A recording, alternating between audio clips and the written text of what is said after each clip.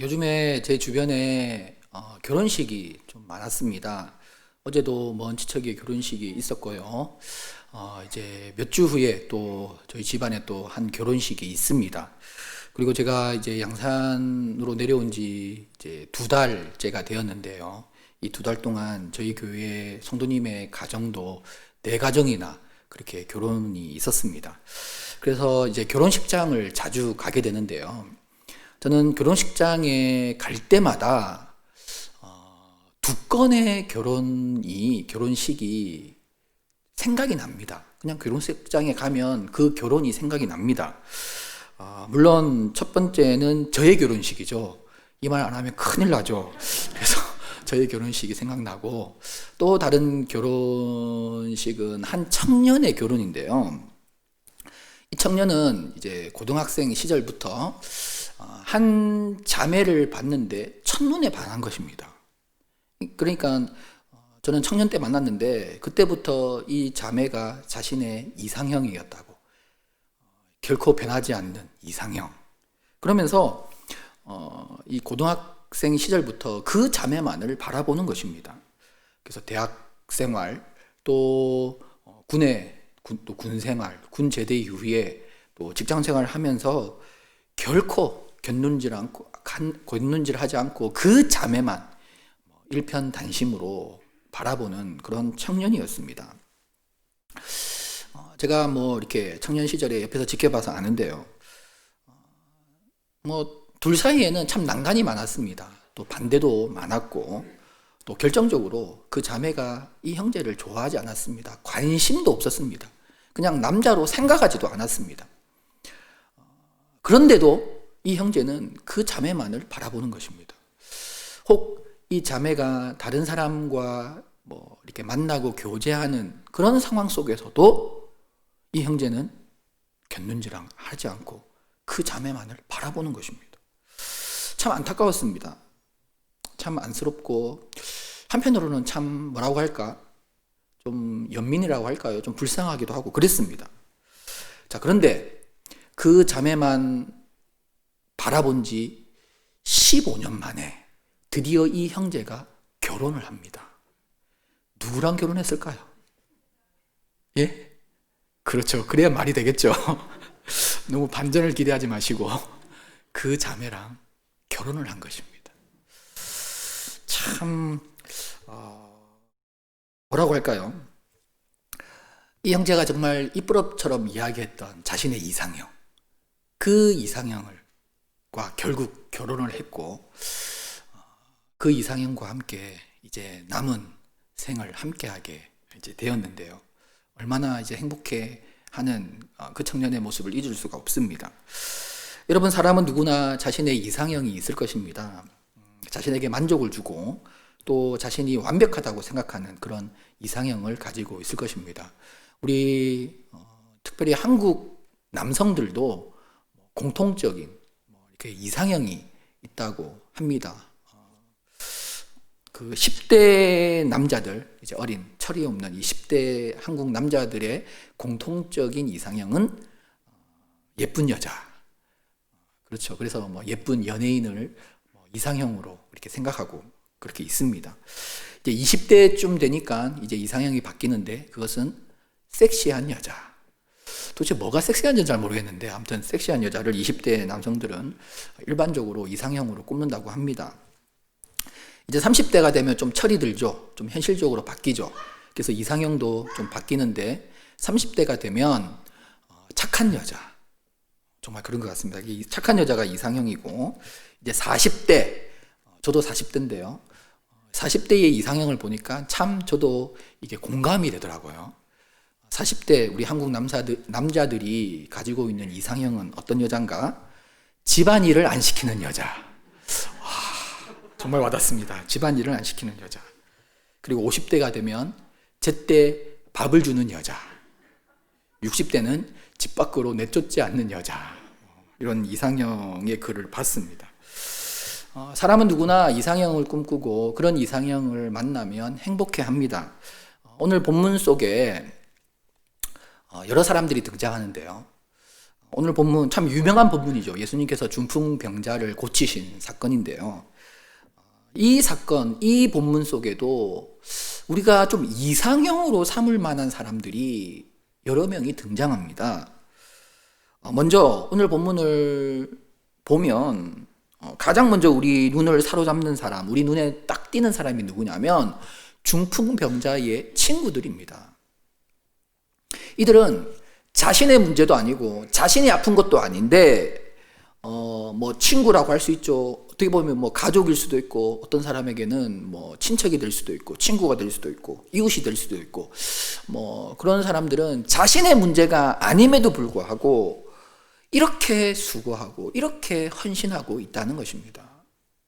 침상째 그 중풍병자를 메고 예수님이 계신 곳으로 가고 있는 것입니다.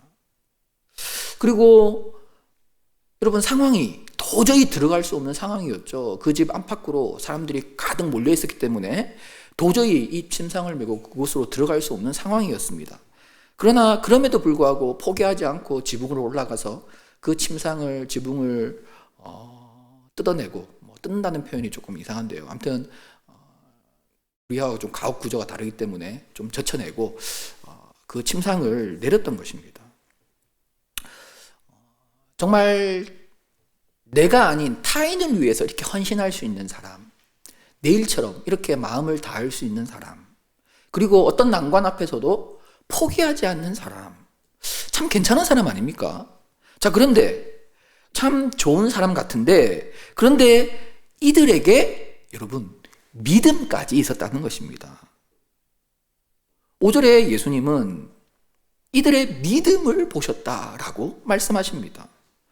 참 괜찮은 사람인데 거기에다가 믿음까지 좋았다는 것입니다. 여러분, 이만하면 좀 이상형이 될 만하지 않겠습니까? 자, 그리고 본문을 가만히 묵상해 보면 또 눈에 들어오는 한 사람이 있습니다. 그것은 바로 중풍병자입니다. 이 중풍병자가 도대체 어떤 사람이었기에 주변에 이렇게 훌륭한 친구들이 많이 있을까? 흔히 하는 말로 참된 친구가 단 한 명만 있어도 그 사람은 성공한 사람이라고 합니다. 그만큼 자신을 알고 자신을 위하고 자신을 위해서 헌신해 줄 수 있는 정말 이런 참된 친구 한 명을 얻기가 얼마나 힘든지 모릅니다. 그런데 이 중풍병자에게는 그런 친구들이, 그런 동료들이 여러 명 있었다는 것입니다. 과연 이 사람이 도대체 어떤 사람이었기에, 이가 어떠한 삶을 살아왔기에 이 주변에는 이런 동료들이 많이 있는가? 이런 생각을 하면 참 이 중풍병자도 괜찮은 사람입니다. 비록 갑작스러운 이런 불의의 사고로 몸을 움직일 수 없는 이런 중풍에 걸렸지만, 그러나 그 전까지 이 사람의 됨됨이, 또 이 사람의 인간관계, 사회생활이 얼마나 괜찮았으면 이 사람 주변에 이렇게 좋은 사람들이 많이 있을 수 있을까? 문학작가 세르반테스 여러분 아시죠? 돈키호테로 정말 유명한 작가인데요. 이 세르반테스가 이런 말을 했습니다. 친구를 보면 그 사람을 알 수 있다. 왜냐하면 친구는 제2의 나 자신이기 때문이다. 라고 이야기를 했습니다. 친구를 통해 그 사람을 알게 된다는 것입니다. 우리나라에도 유유상종, 초록은 동색, 이런 표현들이 있지 않습니까? 그 친구를 볼 때 이 중풍병자도 괜찮은 사람이었다는 거죠. 참 이상형으로 생각할 만큼 그런 사람이었습니다. 자, 그리고 결정적으로 오늘 본문 속에 여러 사람이 등장하지만 정말로 우리의 시선을 사로잡고 또 우리의 이목을 집중케 하는 사람, 그분은 따로 계시죠. 바로 예수님이십니다. 자, 그렇다면 예수님이 오늘 우리의 이상형이 되시는데요. 예수님이 왜 이상형이 되시는가? 오늘 본문의 상황을 조금 살펴볼 필요가 있습니다. 먼저 예수님께서 중풍병자를 고치신 이 사건은 너무나도 유명합니다. 공간복음에 다 기록되어 있습니다. 저도 이제 어렸을 때부터 이 사건, 또 이 이야기를 굉장히 많이 듣고 또 읽었습니다. 자, 그런데 저는 어려서 이 사건을 듣고 읽으면서 저 안에 좀 이해가 되지 않는 부분이 있었습니다. 그게 뭐냐면, 이 친구들이 이 중풍병자를 침상채 메고 예수님께로 가는데 왜 그럴까? 왜 그래야만 했을까? 왜냐하면 이 중풍병자와 예수님을 만나게 해주고 싶다면 방법은 많이 있습니다. 제일 쉬운 방법은 예수님을 모시고 오면 됩니다. 이런 경우가 없었는가? 있었습니다. 야이로 같은 사람은 자신의 딸이 중환병에 걸렸을 때 그 딸을 데리고 예수님께 간 것이 아니라 예수님을 모시고 그 딸에게로 데리고 온 것입니다. 모시고 온 것입니다.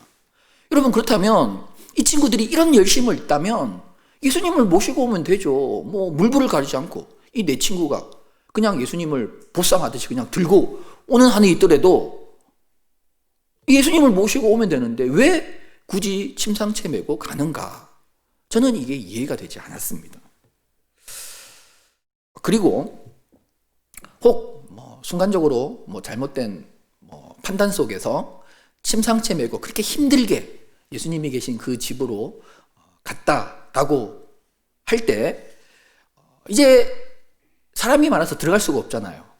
그러면 이제 어떻게 해야 돼요? 상식적으로 생각해 보면 한두 사람이 삐짓고 들어가서 예수님을 모시고 와야죠. 여러분, 안 그렇습니까? 아닙니까? 저만 그렇게 생각합니까? 아니면 이 여러 사람이 동시에 외쳐야죠. 예수님, 나와보세요. 제발 나와보세요. 이 친구를 좀 만나주세요. 외쳐야죠. 예수님이 계셨던 집이 대궐도 아니고 일반 가정집일 건데 외치면 다 들리죠. 안 그렇습니까? 왜 굳이 그렇게 지붕까지 올라가서 옛날에 그런 어떤 침상이 튼튼하거나 또 안정적이었겠습니까? 줄로 내달았을 건데 그런 줄이 튼튼하고 지금의 엘리베이터처럼 좋은 그런 어떤 시설이 있었겠습니까? 잘못해가지고 사람 떨어지면 어떻게 합니까? 지붕에 올라가다가 사고가 나면 어떻게 합니까? 여러분, 우리 교회도 어떤 일을 결정할 때 이 안전에 대해서 또 이런 어떤 편리성에 대해서 얼마나 많은 고려를 하면서 하나를 결정하는지 아십니까? 자, 그런데 좀 안전을 고려하고 좀 편리성을 고려하면 이렇게 해서는 안 되는 것입니다. 제가 만약에 이 친구 중에 한 명이었다면 저는 결코 이런 좀 무모하고 무식한 일을 저지르지 않았을 것입니다. 여러분들이 그 현장에 계셨다면 여러분들은 어떻게 하셨을 것입니까? 자, 이 친구들이 머리가 나빠서 손발이 고생하고 있는가? 그런데 제가 본문을 가만히 묵상하고 또 연구해 보니까 이유가 있었더라고요. 이렇게 한 이유가 있었더라고요. 그것은 이 중풍병자의 친구들의 목적이 무엇인가? 또 이 중풍병자의 목적이 무엇인가? 예수님을 만나려는 목적이 무엇인가? 우리는 자꾸 이 중풍병자의 병을 고침받았고 또 이 고치려 하는 여기에 자꾸 우리가 모든 관심을 집중하기 때문에 그 이유를 발견하지 못하는 것입니다. 다시 한번 이제 그런 측면에서 여러분 본문을 보시면 2장 1절 화면을 한번 보십시오. 함께 읽겠습니다. 자, 시작. 수일 후에 예수께서 다시 가버나움에 들어가시니 집에 계시다는 소문이 들린지라.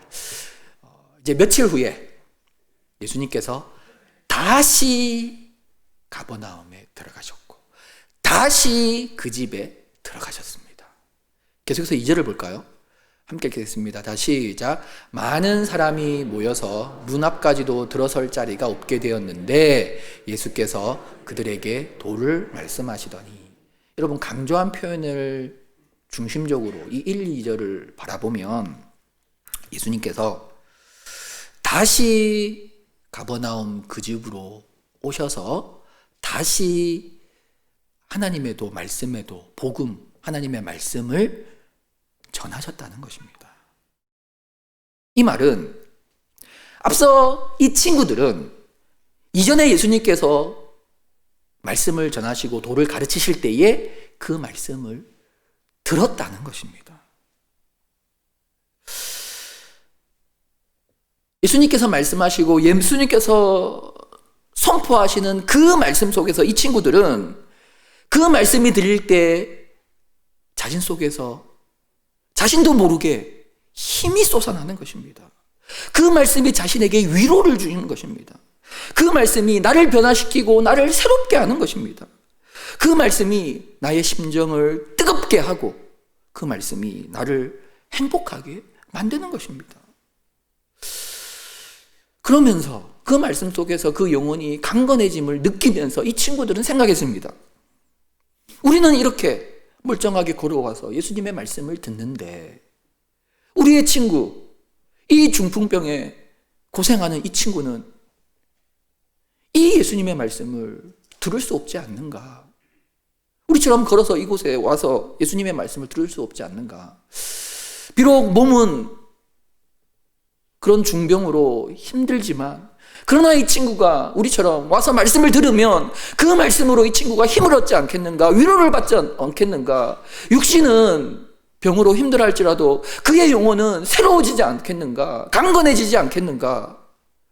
여러분, 그 친구를 향한, 그 중풍병자를 향한 그 긍휼의 마음, 그 마음이 그들 속에 찾아왔던 것입니다. 그래서 다시 예수님께서 오셔서 말씀을 전하실 때, 도를 가르치실 때 이 친구들은 이 중풍병자를 침상채 메고 그 예수님의 말씀이 선포되는 현장으로 나아가고 있는 것입니다. 물론 이들은 예상했을 것입니다. 자신들의 걸음은 느리고 그냥 걸어가는 사람들은 빨리 먼저 도착할 것이 아닙니까? 그래서 이미 늦을 것이고 자리도 잘 확보하지 못할 것임을 알았을 것입니다. 그럼에도 불구하고 이 친구에게 주님의 말씀을 들려주고자 하는 그 간절함이 있었기 때문에 포기하지 않고 여러분 걸어가고 있는 것입니다. 예상대로 수많은 사람들이 운집해 있습니다. 틈이 없습니다. 그러자 포기하지 않고 옥상으로 올라가서 침상채 그 친구를 달아내리면서 예수님의 말씀이 가장 잘 들리는 예수님 근처로 내리고 있는 것입니다. 그렇습니다.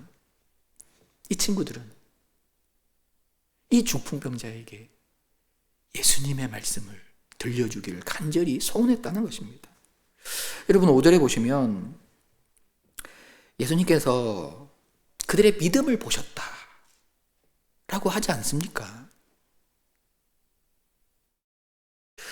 그들의 믿음은 뭡니까?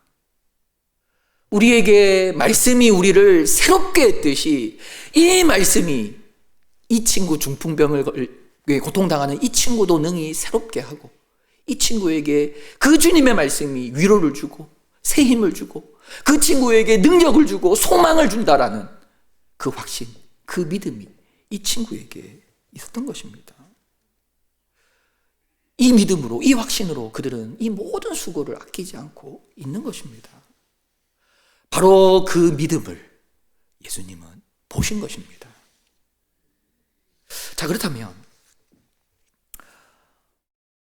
예수님께서 왜 오늘날 우리에게 우리의 이상형이 되시는가? 그것은 지금도 예수님은 우리에게 말씀하시는 분이시기 때문입니다. 예수님은 지금도 말씀을 통하여 우리를 감동케 하십니다. 말씀을 통하여 우리에게 힘과 위로를 주십니다. 그 말씀으로 우리를 변화시키고 우리를 새롭게 하시고 또 우리의 영혼을 소생케 해주시는 분이십니다.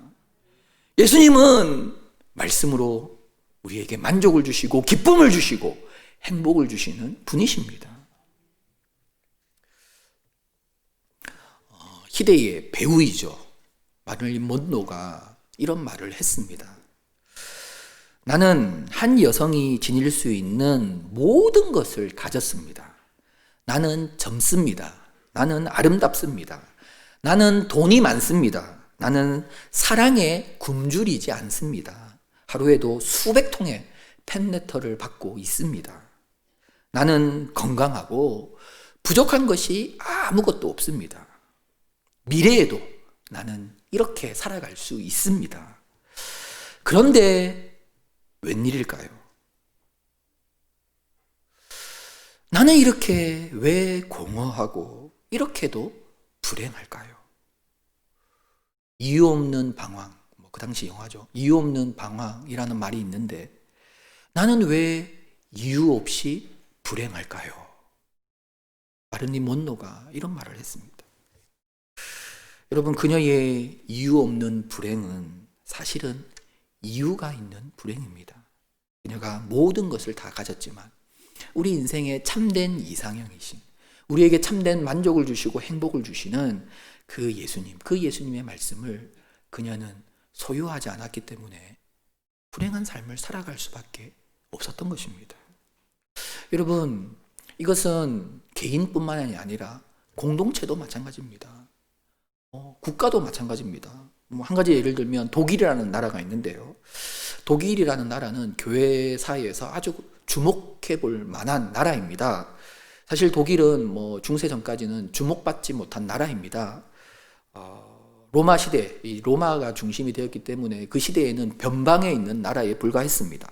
또 이후에는 스페인의 영향 아래에 있는 그런 나라였는데요.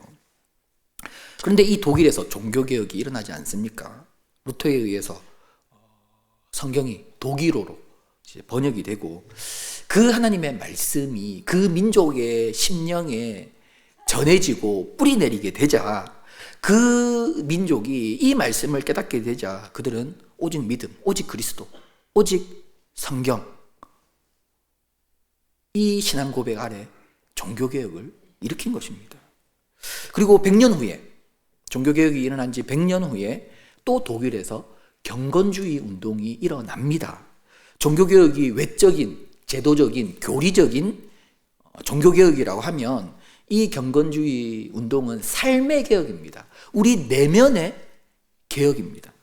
자, 그래서 이 철저하게 독일 중심으로 요한, 아른트, 진덴도르프 굉장히 유명하죠. 뿐만 아니라 헤르만 프랑케 같은 이런 사람들에 의해서 그 경건주의 운동이 독일에서 일어났습니다. 이처럼 독일이 예수님 중심으로 또 말씀 중심으로 이 공동체가 이렇게 영향력을 발휘할 때 이 독일은 유럽의 중심이 되었고 또 세계의 중심이 되었습니다. 그래서 그 당시 근데 모든 철학과 학문과 과학과 예술의 중심지는 독일이 되었습니다. 그런데 안타깝게도 이들이 그 하나님의 말씀을 내려놓게 되었습니다. 독일 교회가 참된 말씀이 사라지고 인간 중심, 이성 중심의 자유주의 신학을 붙잡게 됩니다. 그 결과 주님과 주님의 말씀을 내려놓은 결과 독일이 오히려 현대사에서는 전범 국가가 되지 않습니까? 한 국가도 이상형이신 예수님, 그리고 그 예수님의 말씀과 함께 할 때 행복합니다. 그러나 그 말씀을 떠나고 예수님을 떠났을 때에는 불행이 찾아온다는 것입니다. 사랑하는 성도 여러분, 우리 개인의 삶이, 또 내가 속한 공동체가, 또 우리 교회가 정말 만족하고 정말 행복한 그런 우리의 삶, 우리 공동체가 되기를 원하십니까? 그렇다면 우리의 유일한 이상형이신 예수님께 집중해야 합니다. 예수님의 말씀을 소유해야 합니다. 반드시 주님과 주님의 말씀을 사모하고 그 말씀과 그 주님께 집중하는 저와 여러분이 될 수 있기를 축복합니다. 그리고 한 가지 더, 예수님께서 왜 우리에게 이상형이 되시는가? 다시 5절을 보면 예수님은 저희의 믿음을 보셨다, 그들의 믿음을 보셨다고 하십니다. 예수님께서 보시는 믿음, 그것은 말씀이, 주님이 우리에게 새 힘을 주고 능력을 주고 우리를 변화시키고 우리를 새롭게 하고 우리에게 소망과 또 기쁨을 준다라는 그 믿음과 함께 또 그 안에 갖추어져 있는 하나의 믿음은 뭐냐면, 이 믿음은 누가복음 18장 8절을 통해서도 알 수 있는데요. 여러분 한번 눈으로 확인해 보시면, 인자가 올 때에 세상에서 믿음을 보겠느냐, 예수님께서 이제 믿음을 언급하셨습니다.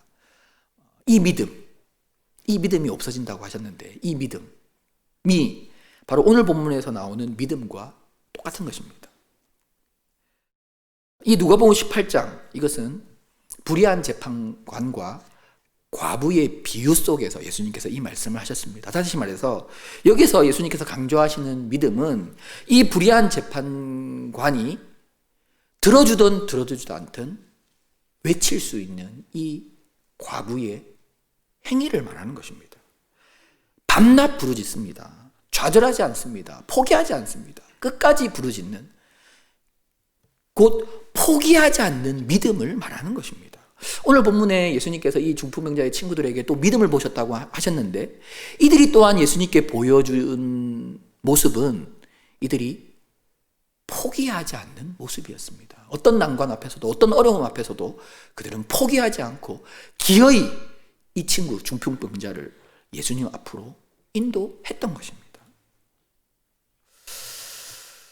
여러분, 예수님은 우리의 이 포기하지 않는 믿음을 기뻐하십니다. 왜 그런지 아십니까? 그 이유는 바로 예수님이 포기하지 않으시는 분이시기 때문입니다. 여러분, 예수님은 결코 나를 포기하지 않으십니다. 여러분, 예수님은 결코 여러분의 자녀를 포기하지 않으십니다. 예수님은 우리의 자녀를 결코 포기하지 않고 구원해 주십니다. 예수님은 우리를 포기하지 않고, 우리의 인생을 포기하지 않고 우리의 삶에 반드시 선을 이루어 주십니다.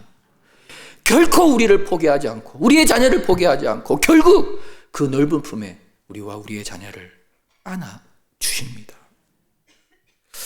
혹 우리는 인생의 환난 앞에서 방황할 수 있습니다. 인생의 고통 속에서 낙심할 수 있습니다. 아픔 속에서 또 좌절할 수도 있습니다. 때론 많은 것들을 잃어버리고 또 우리는 포기할 수도 있습니다. 심지어 신앙마저도, 믿음마저도 포기한 듯한 그런 상황에 우리가 처할 때도 있습니다. 그러나 아무리 우리가 방황하고 좌절하고 포기해도 예수님은 결코 우리를 포기하지 않으신다는 것입니다. 이사야 42장 여러분 3절을 확인해 보십시오. 상한 갈대를 꺾지 아니하시며 꺼져가는 등불을 끄지 아니하시고. 여러분, 혹 우리의 현실이 상한 갈대처럼 그렇게 상해버린 갈대축과 같은 그런 현실과 같이 느껴지십니까? 그래서 아무도 주목하지 않고 아무도 쳐다보지 않는 그런 우리의 상황, 그런 우리의 인생처럼 여기질 때가 있습니까? 그런 상한 갈대와 같은 우리 인생, 우리를 하나님은 결코 꺾지 아니하십니다. 주님은 결단코 꺼져가는 등불과 같은 우리의 삶, 우리의 모습, 우리의 현실, 그런 그것이 혹 우리 자녀일지라도 결코 끄지 않으신다는 것입니다. 결코 우리를 포기하지 않으십니다. 누가복음 15장에 보면 여러분 이런 양 비유가 나오지 않습니까? 이 비유에서 목자 되신 예수님은 한 마리 양을 잃어버렸을 때에 99마리의 양을 두고 그 한 마리를 찾으러 떠나십니다. 누가복음 15장 4절에 보면 이렇게 말씀하십니다. 그 잃은 것을 찾아내기까지 찾아다니지 아니하겠느냐. 찾아내기까지 찾아다니지 아니하겠느냐. 여러분, 이게 무엇입니까? 내가 혹 그 90마리 속에 있지 않고 그 71마리처럼 방황하고 낙심하고 고난과 좌절과 실패 속에 거하고 있을지라도 하나님은 나를 결코 포기하지 않으신다는 것입니다. 나를 찾아내기까지 찾으신다는 것입니다. 반드시 나를 붙잡고 나를 안아주시고 나를 인도해 주신다는 것입니다. 여러분, 서론에 한 형제 이야기를 했는데요. 이 형제는 자신의 이상형인 그 자매 15년이 넘도록 포기하지 않더라고요. 그냥 그 자매만 바라보더라고요. 여러분, 우리의 이상형이신 예수님, 그 형제가 생각하는 그 자매 그 이상이 아닙니까? 그렇다면 우리도 예수님만 바라보아야죠. 예수님께 우리의 시선을 고정해야 되죠. 나를 결코 포기하지 않으시는 그 예수님께 우리의 시선을 고정하며 우리 또한 예수님을 포기해서는 안 됩니다. 예수님이 나에게 주신 사명을 포기해서는 안 됩니다. 예수님이 나에게 주신 직분을 포기해서는 안 됩니다. 예수님이 나에게 주신 삶을 내려놓아서는 안 됩니다. 혹 예수님이 나에게 십자가를 주셨습니까? 그 십자가마저도 우리는 포기해서는 안 됩니다. 그게 예수님을 포기하지 않는 것입니다. 사랑하는 성도 여러분, 말씀을 맺겠습니다. 우리는 흔히 파랑새 증후군이라는 말을 사용합니다. 벨기에 극작가 모리스 마테르링크의 책이죠. 파랑새, 이 동화인데요. 이 작품에서 연유한 단어입니다. 파랑새 증후군. 이 책에 보면 치르치르와 미치르, 이 주인공 아이 두 명이 꿈속에서 파랑새를 찾기 위해서 여러 곳을 이제 여행하며 헤매지 않습니까? 가는 곳마다 실패하게 됩니다. 자, 그러다가 이들이 진정한 행복이 무엇인지 이제 깨달으려고 하는데 그때 이제 잠에서 깨죠. 그러면서 잠에서 깨보니까 깜짝 놀랍니다. 자신들의 집 안에 파랑새가 있었던 것입니다.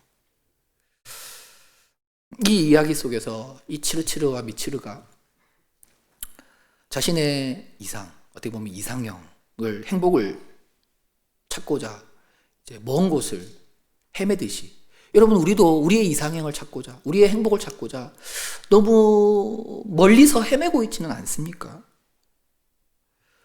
결코 우리의 이상형은 우리 멀리에 있지 않습니다. 우리의 이상형은 우리와 가장 가까운 곳에 있습니다. 우리의 이상형은 가장 가까운 곳일 뿐만 아니라 바로 내 안에 계신다는 것입니다. 우리는 그 이상형이신 예수님 안에 살아가고 그 예수님은 우리 안에 거해 주십니다. 예수님이 우리의 유일한 이상형이십니다. 그러기에 우리의 삶이, 또 우리 공동체가 우리의 유일한 이상형이신 예수님을 바라볼 수 있는 저와 여러분이 될 수 있기를 바랍니다. 그 예수님께 집중하고 그 예수님의 말씀을 사모하고, 그리고 결코 우리를 포기하지 않으시는 그 예수님, 그 예수님을 우리도 포기하지 않으면서 그 예수님이 주신 사명, 그 예수님이 주신 직분, 그리고 그 예수님이 나에게 주신 삶, 그 예수님이 나에게 주신 가정과 가족, 그리고 나의 삶의 현장, 여러분 결코 포기하지 않고 아름답게 섬겨가는 그런 저와 여러분이 다 될 수 있기를 축복합니다.